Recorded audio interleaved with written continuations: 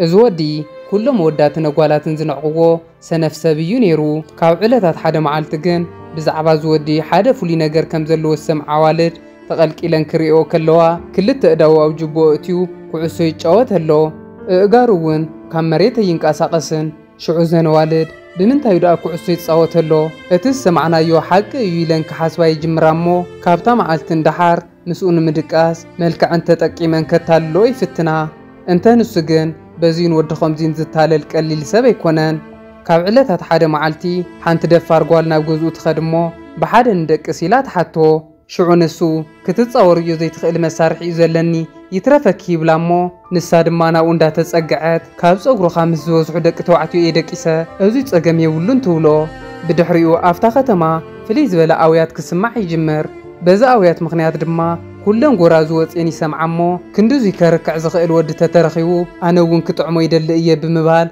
انبا حيزن ناغوزو كمالالسا يجمرا سلام فتوات تخاتاتلت فيلمنا نلوم خا ناي رومانتيكن كوميدن تحستو زلوا ايتيبل اوف ليجندر ليبيدو زر استا ازيات عمت فيلم حيزولكم مصيلخو كساب مطرشتا مساي كونو فيلمنا ختجمر كلا حانتا ارغيت اب قدمتهم لخو حدا طاوت كوينا داماررت نسمع إذا سبيتي عزي حريقة نمنتا إخا مساي كدك السقيل حالي ود زي تفتر اللي بموال نتتقوت بجام أتهار ممو ناي تتقوت فنجا تسيرات ودق إتا فنجا تسيرانا مريت مسودقات أفتاقت ما حيال مبرغي ودق مو بدحريقو بوزحات دك توعتيو عرقانم كوينم نافت بوتا بممسا نايزا سبيتي بهجي ساقعولا بدحريقو ناي فيلمنا ترئيت بوزح عمتات نقدميت وسيداتنا أفت اوان زنبرا نقوس بزعبها تتقوت إززان تام السمعة كأمن سلزي كأله اتافن شامطولي بعليك مكراي دلئيه يبلوم بدحريقو بتئزاز زنغوس نايت طاوت فنچا يمصلومو ازنغوس نتا فنچا مسنخه قدم حجي ريو بزي يفلط ملكعو حيال سمعيت يلعلو بزي مخنيات دما اتوم نايز بيت منغس سراحتنياتات نزا فنچا كدربي واي گددمو انت خنگن ابده گزرخوا ادق انستيو كنخخا يجمرا بزغر ملكعو نزا فنچا دق انستيو كنخا اخلوا خا حجون بوزحات دق توعتيو عرقانم كوينم بممصا نسب يولون انسسا اب قدمي امسرخوا كلا غوالن استي تركب كغوري جمرو ازي استوهلو حدا فلاس خا انتاي كغورو خمزلوم حاسيوم اموداتا نزا فنچا نابناي واين طرموزيتو وامو واين مليوم اب اغر تحولتي قبروا اتوم فلاس نزا فنچا مسقبروا اتعدي ترغاغا امو كاب حج اندحار نزا فنچا اوطيوم تزينخيوما اذا هاجر كترغاغا مخانا يفلطو بدحريو ناي فيلمنا ترئيت ناف سميناو كفال اذا هاجر يوسدنامو ابز خبابي مبزحتو اوان ناي دق انستيو سراحتو هايلوم زفلطو ناي غزا سراحتي بدق توعتيو يوم زسرحو ناي زعد سوؤت قلع خيبك حازيلوم مغبب سيلوم كالو زتفلالو سراحت انداسرحو يوعلمو امود اتا دما مشتو عرات ننستوم كم دس زبلن غيروم محغواسناتوم غديتا ايو ناي زخباب سوؤت ننستوم زازو ازيو مشكنوت يوم كاب علتات حدا معالتقن كاب كالي كباب غانغسترات يمصمو ازوم غانغسترات ابز عد ترايب زي يفلط ملكعو نتوم نايت خباب نبرت مغب اندحدغو كبلعي جمرو بتحدد ما بينز تبعله ابزا خباب زنبر حدا مشكناي قلعان اللاله بيون ازي صباينيا خون كلو افتا ختما اندازره مغب مشاط يوز نبر ابز اوان اتوم غانغسترات مصيوم ولا حدا كيولوم قطقطو وي جمرمو ام مجمريا كباس لزيدلي ترقميلو انداتهارمه نريو دحارغن سلز مرورو نخلوم يقطقطوممو ازي زرآيا افت خباب زنبرا دقنستي دما بغبزونو تماريخن حاسيب كيدو بين خوينو نزم كلهم صغابنياتا زقطقطه او عرات دا بخمه يحغسك يخون دابلا كحاميو يجمرا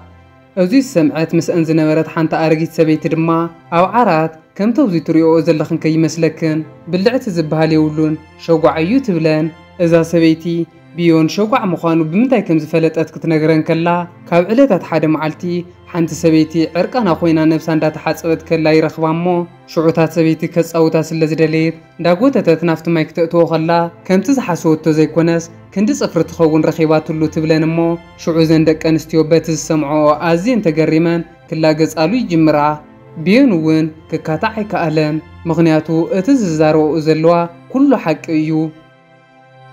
بدحريو ناي فيلمنا تريت تغيرو كان غموكز تباله عوي حون بيون نلاله كان لك اخن بيون سنه فيكونن ምስ ደቂ ኣንስትዮ ተሓዲሩ ከርክዐን ይኽእል እዩ እንተኾነ ግን ብዙሕ ግዜ ነብሱ ምዕቃብ ዝፈቱ ንፉዕ ሰብ ስለ ዝኾነ ኩሉ ግዜ ሰውነቱ ክሕፀብ ከሎ ብዙሓት ደቂ ኣንስትዮ ናብኡ እንዳመፃ ንኽሪኦ እየን ዝፍትና እዘን ደቂ ኣንስትዮ ብመልክዐን ተጠቂመን እንዳማረኻ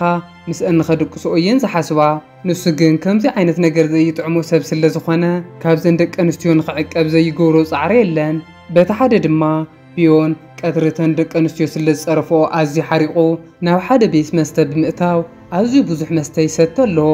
ኣብዚ እዋን እቲ መስተ ዝሸይጥ ወዲ ሸጉዕ ኢሉ ይፀርፎ እሞ ቢዮን ከዓ ኣዝዩ ሓሪቑ ምስ ዝወዲ ይበኣስ ቢዮን ምስ ዝወዲ ክበኣስ ከሎ ኣጋጣሚ ሓወፍቲ ከባቢ ስለ ዝነበረ ሓዚልዎ ናብ ገዛ ክወስዶ ይጅምር እሞ ኣብ መንገዶም ግን ዳልጌንግ ምስ ዝተባሃለት ጓል ይራኸቡ ዳልጌንግ ኣብ ቅድሚኦም ኮይና ዓርቃና ንኽተሪኦም እግራ ሓፍ እንዳበለት ክትድንስ ትጅምር እሞ ተገላብጦ ንሶም ሓፊሮም ናብ ማይ ፀዲፎም ክኣትዉ ከለዉ ንሳ ግን ዋላ ሓደ ኸይመሰላ እግራ ሓፍ እንዳበለት እንዳደነሰት ሓዲጋቶም ትኸድ እነ ቢዮን ናብ ገዝኦም ምስ ከዱ ካንግ ብኸመይ ሸጓዕ ከም ዝኾነ ክነግሮ ይጅምር እሞ ኣብ መጀመርያ ክትፍጠር ከለኻ ልክዕ ከም ኩለና ብልዕቲ ነይሩካ እዩ እንተኾነ ግን ኣብ 19 ዓመትካ ስርኻ ሓዊ ትቃፀል እሞ ኣብ ብልዕትኻ ከባቢ ክትነድድ ትጅምር ብዙሓት ሰባት ተኣኪቦም ነዚ ሓዊ ከጥፍኡልካ ክፍቱን ከለዉ ብቐሊሉ ከጥፍኡልካ ይከኣሉን ኣጋጣሚ ኮይኑ ኣነ ክመፅእ ከለኹ ኣብ መሬት ወዲቕካ ሓዊ እንዳተቃፀልካ ስለ ዝረኸብኩኻ ኣዝየ ሰንቢደ ኣብ ልዕሊኻ ክዘልል ጀሚረ ነዚ ሓዊ ጥፊአ ንዓኻ ንምድሓን ካብ መጠን ንላዕሊ ይዘልል ስለ ዝነበርኩ ክስታይካ ተሃሲኻ ሸጓዕ ኮንካ ኣብታ ዕለት ብዘጋነፈትካ ሓደጋ ድማ ከምቲ ትሪኦ ክትወልድ ኣይትኽእልን እንተኾነ ግን ከምኡ ዝገበርኩ ኣነ ናትካ ህይወት ንኸድሕን ክብል እየ እምበር ናብ ሓደጋ ንኸእትወካ ሓሲበ ይፈልጥ ነይረ ይብሎ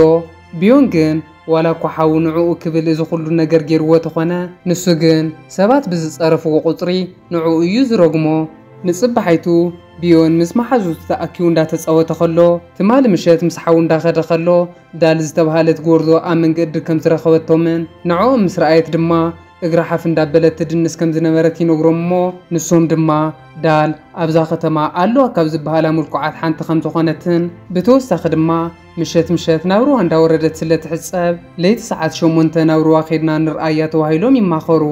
ብድሕሪኡ ብትልሞም መሰረት ለይቲ ናብ ሩዋ ይኸዱ እሞ ቢዮን እውን ምስኦም ናብ ሩዋ መፂኡ ምስ ረኣይዎ እንታይ ክትገብር መፂኻ ንስኻ ኮ ስምዒት ዘይብሉ ወዲ ኢኻ እንዳበሉ ክላገፁሉ ይጅምሩ ኣብዚ እዋን ዳል ስለ ዝመፀት ኩሎም ሃነን ኢሎም እንዳረኣይዋ ከለዉ ጫማ ኣውፅያ ናብኦም ኣንፈት ትደርብየሎም ሽዑ እዞም ወዳት ጫማኣ ንምሓዝ ክዋዳደሩ ከለዉ ንሳ ግን ንኩሎም ቀዲማቶም ባዕላ ንጫማኣ ትሕዛ ንፅባሓይትኡ ዳል ኣብ ኣፋፌት ገዝኣ ብሓንቲ ኣዝያ ደስ በሃሊት ናይ ውህብቶ መትሓዚት ንዓይንኻ ዝማርኹ ምግብታት ትረክብ ዳል ነዚ ምግቢ ከፊታ ክትበልዖ ከላ ኣዝዩ ጥዑም ኮይኑ ረኺባቶ ካብታ ዕለት ንድሓር እዚ ነገር ዝተደጋገመ ክኸውን ከሎ ናይ ፊልምና ትርኢት ድማ እቲ ንጎ ኣብ ኣፋፌት እንዳዳል ምግቢ ዘቕምጥ ዘሎ ቢዮን ምዃኑ ተርእየና በቲ ሓደ ድማ ዳል እዞም ወዳት ለይቲ እንዳረበሹ ክሕምብስዋ ስለ ዘይከኣሉ ቀትሪ ክትሕምብስ ትጅምር እንተኾነ ግን ሕጂ እውን ብዙሓት ወዳት ደድሕሪኣ እንዳመፁ ይከታተልዋ ኣለዉ ኣብዚ እዋን ኣንስቶም ናይዞም ሰብኡት ይሪኣ እሞ ንሰብኡተን ክንዲ ዝዛረባ ሰብኡትና ተጋጊልና ኣለኸ ብምባል ንዳል ኣብ ውሽጢ ማይ እንዳሃለወት ክቕጥቅጣ ይጅምራ ኣጋጣሚ ኮይኑ ካንግ ኣብቲ ከባቢ ስለ ዝነበረ ናብ እምቢ ምኻድ ኣገላጊሉ ንዳል የድሕና እሞ ንሳ ድማ ኣዝያ ተሓጒሳ ብውህብቶ መልክዕ ዕምበባ እንዳሃበቶ ንርኢ ናይዞም ሕብረተሰብ መርዓ ኣብ መጀመርያ እታ ጓል እንተፈትያትካ ዕምበባ ትህበካ እሞ ምሸት ድማ ባዕላ ናብ ገዛኻ እያ ትመፅእ ሽዑ ካንግ ዳል ንመርዓ ከም ዝሓረየቶ ተረዲኡ ናብ ገዛ ብምኻድ ንሓዉ ክምርዖ ስለ ዝኾንኩ ተዳለዩ ብሎ እሞ ቢዮን እውን ሓዉ ክምርዖ ብምዃኑ ኣዝዩ ሕጎስ እንተኾነ ግን ድሕሪ ንእሽተይ ፃንሒት ሰበይቲ ሓዉ ክትመፅእ ከላ እታ ንሱ ዘፍቅራ ዳል ኮይና ትፀንሕ እሞ ኣዝዩ ሓሪቑ ካብ ገዛ ብምውፃእ ናብቲ ሩዋ ኸይዱ ኮፍ ይብል ቢዮን ኣብዚ ሩዋ እንዳሃለወ ኣጋጣሚ ሓደ ፈላሲ ምስ ንእሽተይ ቆልዓ ብመፃወድያ ተታሒዞም ድምፂ እንዳስምዑ ይሰምዕ እሞ እንታይ ኢኹም ኮንኩም ኢሉ ክሓቶም ከሎ ብመፃወድያ ስለ ዝተተሓዝና ንዓፍትሐና ይብልዎ ንሱ እውን ከምታ ዝበልዎ ገይሩ ይፈትሖም እሞ ኣብ መወዳእታ ሰለስቲኦም ሓዊ ቃፂሎም ከዕልሉ ከለዉ ቢዮን ኣብ ህይወቱ ብዛዕባ ዘጓነፉ ሓያል ፀገም ሸጓዕ ምዃኑ ይነግሮም እዚ ዝሰምዑ እዞም ፈላሲ ድማ ንሶም ዝፈልጥዎ ሓደ ፉትን መድሓኒ ከም ዘሎ ብምንጋር ብዛዕባ ተቐድሚ ሕጂ ኣብ ናይ ዋይን ጥርሙዝ እትዮም ዝቐበርዎ ፍንጫ ይነግርዎ እሞ እቲ ዋይን ብዙሕ ስለ ዝኾነ ኣብዚሕኻ እንተሰቲኻዮ ሓደጋ ከምፀልካ ይኽእል እዩ ስለዚ መጢንካ ስተ ይብልዎ እሞ እቲ ዝተቐበረሉ ድራሻ ይነግርዎ ሽዑ ቢዮን ናፍታ ዝነገርዎ ድራሻ ይኸይድ እሞ ኩዒቱ ምስ ኣውፅኣ እዚ መድሓኒት ክሰርሐሉ ስለ ዝደሊ ነቲ ዋይን ብሙሉእ ሰቲ ይውድኦ እሞ ኣብቲ ጫካ ሰኺሩ ይወድቕ ንጽባሕይቱ ንግሆ ቢዮን ክትስእ ከሎ ኩሉ ነገር ተቐይሩ እቲ ኩሉ ግዜ ዝሓፍረሉ ዝነበረ ብልዕቱ ኣዝዩ ገጂፉ ይረኽቦ ቢዮን ናብ ከተማ ከኣቱ ከሎ ኣብዛ ከተማ ይነብሩ ዝነበሩ ደቂ ተባዕትዮ ኩሎም ብለይቲ ናብ ጦርነት ስለ ዝተወሰዱ ኣብዛ ከተማ ዋላ ሓደ ሰብኣይ ከም ዘየለ ይርኢ ናብ ገዝኡ ምስ ከደ ድማ ሓዳሽ ሰበይቲ ሓዊ ዝኾነት ዳል ሕጉስ ኮይና ተቐበሎ እሞ ሽዑ ንሱ ምግቢ ሰሪሑላ ምግቢ ክህባ ክኸይድ ከሎ ኣብ ኣጎላጎል ሰዓት ይረኽባ ዳል በዓል ቤታ ስለ ዘየለ ነብሳ በዓላ እንዳርክዐት ይርያ እሞ ኣዝዩ ሰንቢዱ ካብ ገዛ ይወፅእ ሕጂ ቢዮን ብሰንኪ እቲ ትማሊ ምሸት ዝወሰዶ መድሓኒት ቅድሚ ሕጂ ተሰሚዕዎ ዘይፈልጥ ስምዒት ክስምዖ ጀሚሩ ኣሎ ንሱ ድማ ነዚ ስምዒት እንተረጋግአለ ኢሉ ሓሲቡ ሙሉእ መዓልቱ ዕንፀይቲ እንዳፈለፀ ይውዕል እሞ ቀፂሉ ድማ ዝሕል ንኽብሎ ናብ ሩባ ኸይዱ ኣዝዩ ብዙሕ ማይ ይሰቲ እሞ ድሕሪ ንእሽተይ ፃኒሒት ሽንቲ ስለ ዝወጠሮ ንኽሸይን ናብ ሓደ እምባ ይኸድ ኣብ ትሕቲ እዚ እምባ ዝነብሩ ናይ ሓንቲ ከተማ ነበርቲ ኣብ ከተማኦም ባርዕ ሓዊ ተላዒሉ ምልእቲ ከተማ ክትቃፀል ስለ ዝጀመረት ዓዶም ሓዲጎም ክወፁ ይጅምሩ ኣብዚ እዋን ቢዮን ኣብ ልዕሊኦም ኣብ ዝርከብ እምባ ኮይኑ ክሸይን ይጅምር እሞ ቢዮን ከም ኩሉ ሰብ መሲልዎ ንኽሸይን ክፍትን ከሎ ብዝገርም መልክዑ ኣዝዩ ብዙሕ ሽንቲ ክሸይን ይጅምር እሞ ኣብታ ከተማ ተፈጢሩ ዝነበረ ባርዕ ሓዊ የጥፍኦ ብድሕሪኡ እዚ ዝሰምዓ ናይዛ ከተማ ነበርቲ ዓባይን ንእሽተይን ኩለን ከም ሓንቲ ንቢዮን ተመንየን ክደልዮ ይጅምራ ካብ መንጎ ተን ኣንስቲ ሓንቲ ዓሳ ነጋዲት ናፍታ ታሕተወይቲ ከተማ ዓሳ ክትነግድ ከይዳ እቲ ሓዊ እንዳጠፍአ ሪኣ ስለ ዝነበረት እንተትሪኦ እኮ ኣዝዩ ኽኒኽን ክትግረማ ነይርክን ነቲ ሓዊ እኮ ብሓደ ግዜ እየጥፍእዎ ትብለን እሞ ንሰን ድማ ክንደየናይ ዝኣክል ኣቕሓ እንተዝህልዎ እዩ ክንድዚ ዝዝረበሉ ኢለን ሓሲበን ተሓቢአን ንኽሪኦኦ ምሸት ናብ ገዝኡ ይኸዳ እዘን ደቂ ኣንስትዮ ንኸይርአን ተሓቢአን ተቐልቂለን ክሪኦኦ ከለዋ ቢዮን ክልተ እዳው ጅቦ እትዩ ኩዕሶ ይፃወት ኣሎ እግሩ ክሪኦኦ ከለዋ እውን ካብ መሬት ኣይንቀሳቐስን ሽዑ ዘነዋልድ ብምንታይ እዩ ኩዕሶ ዝፃወት ዘሎ ኢለን ክሓስባ ይጅምራ እሞ እቲ ዝሰማዕናዮ ሓቂ እዩ ዝኸውን ኢለን ኣሚነን ምስኡ ምድቃስ ክምነያ ይጅምራ ንጽባሕይቱ ቢዮን ከምቲ ኩሉ ግዜ ዝገብሮ ምግቢ ንኽሸይጥ ሒዙ ይወፅእ እሞ እንተኾነ ግን ኣብ መንገዲ ዝረኸበን ኩለን ደቂ ኣንስትዮ ብመልክዕ እንተጠቂመን ንኸታልሎ ይፍትና ኣለዋ ንሱ ግን ነዚ ኩሉ ፈተናታት ሓሊፉ ሒዝዎ ዝወፀ ምግቢ ሸይጡ ናብ ገዝኡ ይምለስ ይኹን እምበር ሓንቲ ዓይኒ ጤል ዝወሓጠት ሰበይቲ ስምዒታ ክትቆፃፀር ስለ ዘይከኣለት ናብ ገዝኡ ብምምፃእ ብሓደ ንሕደር ትብሎ እሞ ቢዮን ከዓ ሕማቕ መድሓኒት እየወሲደ ኣይትኽእልንን ይትረፍኪ ይብላ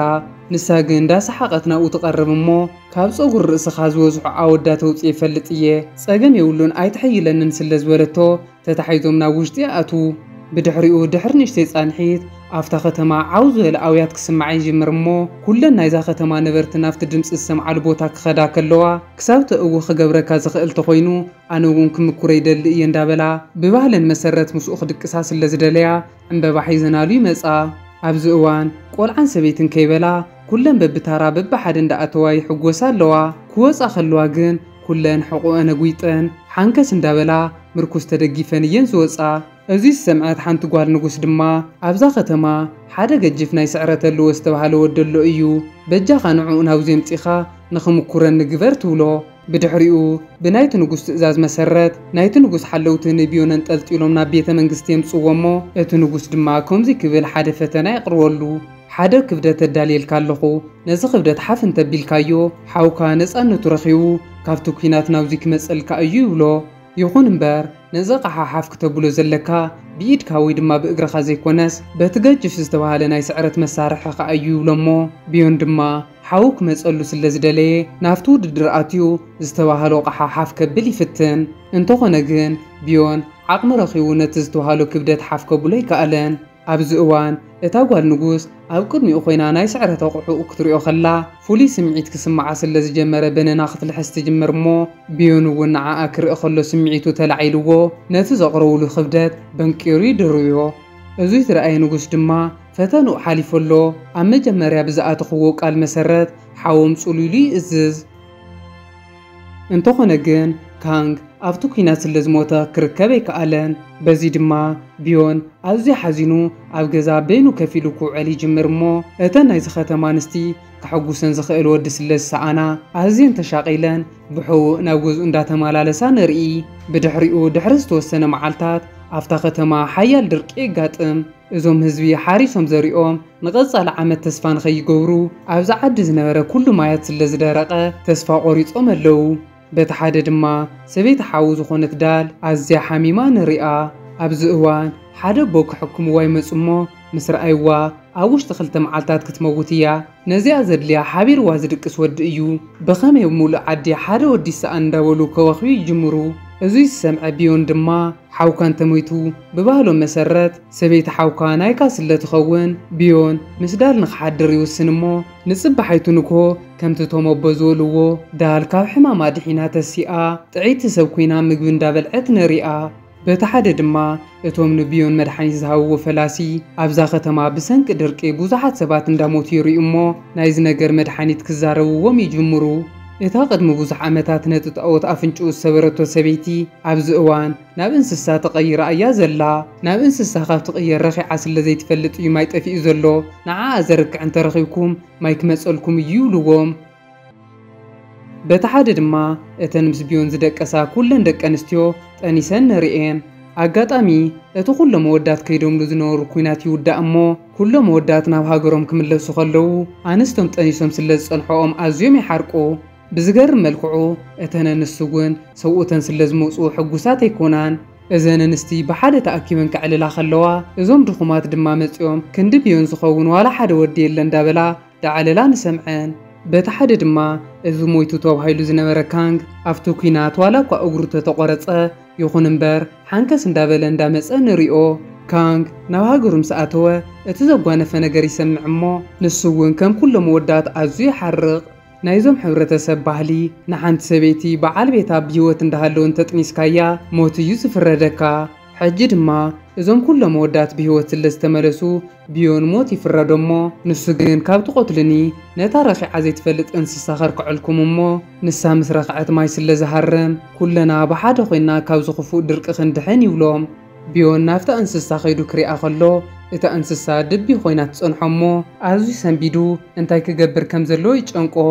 ይኹን እምበር ናይቶም ነበርቲ ሞት ይቐፅል ስለ ዘሎ ዓቕሙ ፀንቂቖም ምዛ ድቢ ርክብ ክገብር ይጅምር እሞ ኣብ መወዳእታ ስለ ዘርክዓ ንምሸቱ ሓያል ማይ ኣብታ ከተማ ክሃርም ይጅምር በዚ ምኽንያት እዞም ሰባት ጻዕዳ ክዳን ተኸዲኖም ናብኡ ይኸዱ እሞ ምሕረት ገይሮም ይቕበልዎ ብድሕሪኡ ናይ ፊልምና ትርኢት ተቐይሩ እተን ካብ ቢዮን ዝጠነሳ ኩለን ኣንስቲ ስለ ዝወለዳ ደቁ ገቢዞም ንሪኦም ኣብዚ እዋን ደቁ ናቱ ስለ ዝወሰዱ ኩሎም ገጅ ፈቕሓ ዘለዎም ክኾኑ ከለዉ ከም ማይ ቡምባ ንላዕሊ ጫዕጫዕ እንዳበሉ እንዳሸኑ ንሪኦም እተን ኣንስቲ ድማ ምስ ቢዮን ዝነበረተን ጻንሒት ሓፀር ዋላ እኳ ተኾነት ኣዝያ ስለ ትናፍቐን ኩሉ መዓልቲ ብዛዕባኡ እንዳተዛረባ ንሰምዐን እሞ ኣብ ናይ ፊልምና ናይ መጠረሽታ ትርኢት ድማ ካብ ዕለታት ሓደ መዓልቲ ቢዮን ብጀልባ ገይሩ እንዳኸደ ዘን ኣንስቲ ሪእንኦ ኣዝየ እንዳተሓጎሳ ርኢና ፊልምና ትውዳእ ፍትዋት ተኸታተልቲ ፊልምና ነዛ ፊልም ተፈቲኹማ ላይክ ንቻናልና ከዓ ሳብስክራይብ ማዋል ከይትርስዑ ኣብ ቀጻሊ ብኻሊእ ፊልም ክሳብ ንራኸብ ሰናይ ኩኑለይ